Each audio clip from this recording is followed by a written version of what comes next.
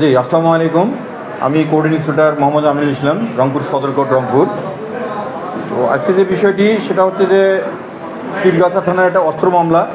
এই অস্ত্র মামলার এজার নামে আসামি জনাব মোহাম্মদ আনোয়ার হোসেন, পিতা মৃত আব্দুল ওয়াহেদ, মূলাটোল, কোতোয়ালি মেট্রো, রংপুর। এ ভদ্রলোক মহামান্য হাইকোর্ট থেকে অন্তর্বর্তীকালীন জামিন নিয়েছিল। মহামান্য হাইকোর্টের নির্দেশনা মোতাবেক তার যে জামিনের মেয়াদ সেটা শেষ হওয়ায় নিম্ন আদালতে হাজির হওয়ার জন্য তাকে নির্দেশনা দেওয়া হয়েছিল। তো বিজ্ঞ জেলা ও দায়রা জজ জনাব মোহাম্মদ ফজলে খোদা নাজির স্যারের আদালতে তার হাজির হওয়ার নির্দেশনা ছিল। সেই মধ্যে সে আজকে স্বাভাবিকভাবে হেঁটে এসে মহামান্য মাননীয় জেলা দায়রা জজ মহোদয় এজলাসে ঢুকার আগ দিয়ে সে হুইল চেয়ার ইউজ করে আদালতের ভিতরে ঢোকে।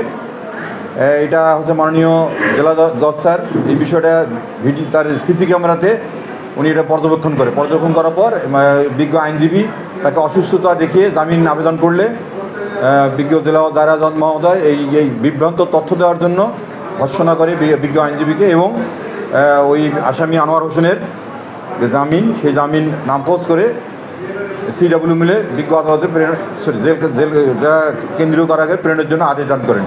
সে মতে বিজ্ঞ আসামিকে অলরেডি কেন্দ্রীয় কারাগার রংপুরে প্রেরণ করা হয়েছে। ধন্যবাদ সবাই।